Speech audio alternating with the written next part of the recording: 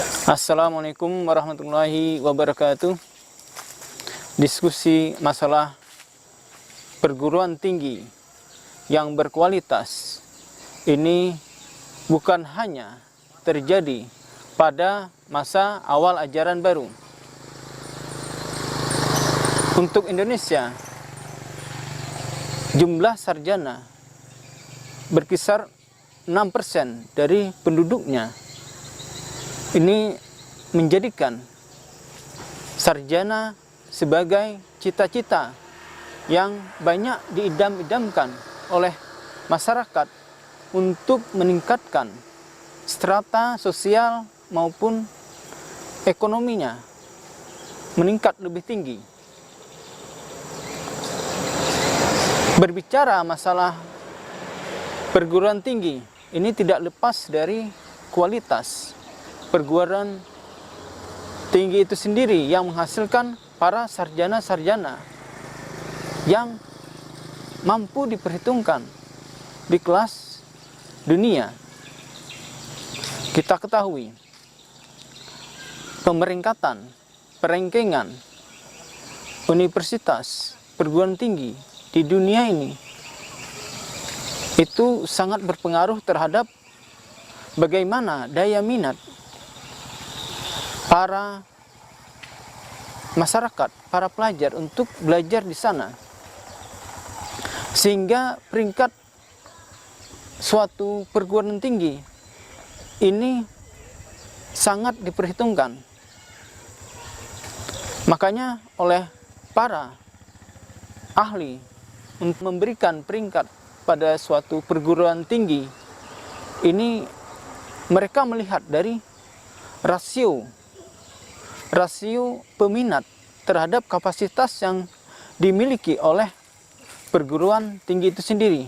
Salah satunya aspek itu yang mereka pertimbangkan. Selain itu juga bagaimana aspek lain ini mempengaruhi peringkat itu sendiri. Sebagaimana misalnya jurnal internasional yang dihasilkan perguruan tinggi tersebut. Bagaimana juga persepsi masyarakat dan persepsi serta daya tampung dunia kerja terhadap alumnus perguruan tinggi tersebut. Juga bagaimana nantinya fasilitas yang dimiliki, baik itu sarana maupun prasarana yang dimiliki oleh perguruan tinggi tersebut. Misalnya, berapa banyak jumlah dan kualitas dosen maupun laboratorium yang perguruan tinggi tersebut miliki. Pada masa sekarang, 100 besar perguruan tinggi dunia ini sudah tidak asing lagi, didominasi oleh negara-negara maju seperti Amerika Serikat, Jepang, sebagian di Cina, Singapura, Korea, India, atau Malaysia. Bahkan negara-negara seperti Australia juga mampu menunjukkan eksistensi perguruan tinggi mereka.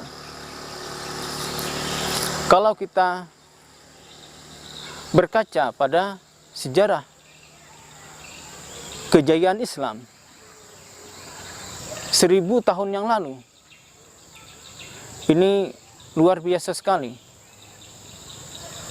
Dunia Islam di kota-kota besarnya ini universitas perguruan tinggi ini sangat luar biasa sekali, menjadi peringkat besar, menjadi perguruan tinggi favorit bagi mahasiswa. Tidak hanya mahasiswa lokal, juga mahasiswa mancanegara. Nah, bagaimana di Baghdad, Cordoba, Isfahan, di Kufah, ini menjadi kiblat dari para mahasiswa untuk berguru, mencari ilmu.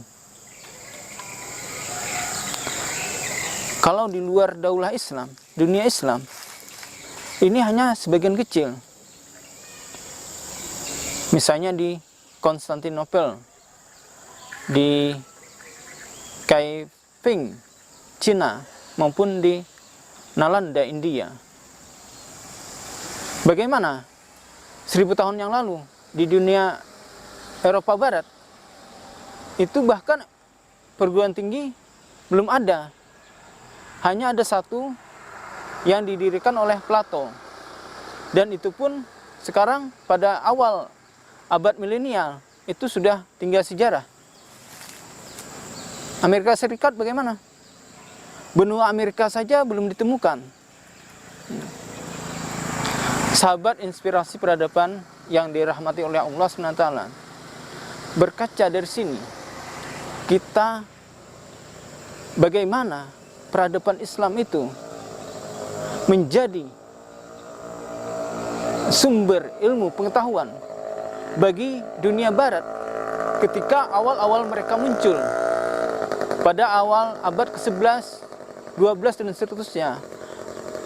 Jadi perguruan tinggi dunia Islam lah yang menjadi pengimpor, yang dijadikan mereka sebagai sumber-sumber bahan referensi terhadap kemajuan ilmu pengetahuan di dunia barat. Jadi mereka, dunia barat, banyak mengimpor informasi referensi dari dunia Islam.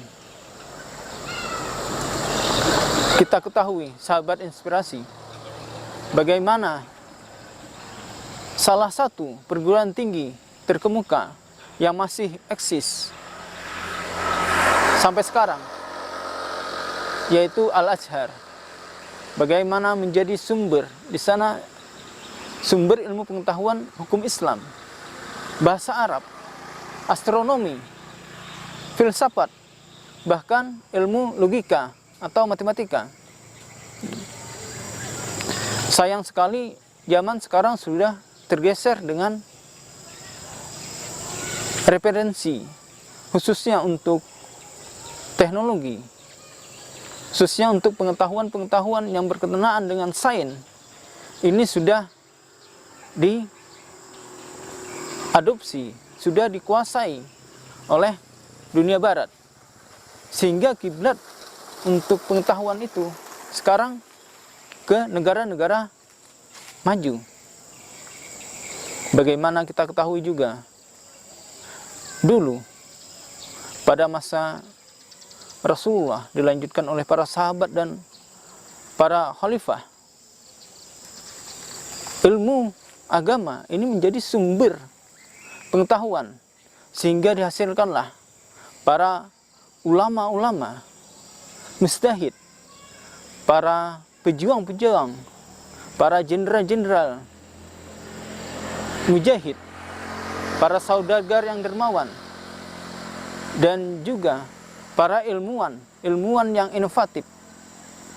Makanya kita sangat berharap sekali dunia Islam kembali berjaya dengan pengetahuan-pengetahuannya, sehingga kita bisa memajukan dunia ini, yang kemajuan tersebut tidak akan membuat dunia ini semakin bobrok, semakin rusak, justru semakin baik dengan kemajuan-kemajuan yang didasari oleh nilai-nilai agama.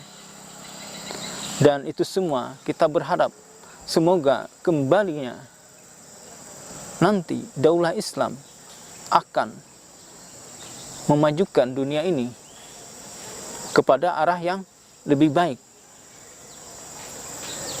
Sahabat inspirasi peradaban yang dirahmati oleh Allah SWT, kiranya hanya ini yang dapat saya sampaikan. Salah hilap mohon maaf. Wassalamualaikum warahmatullahi wabarakatuh.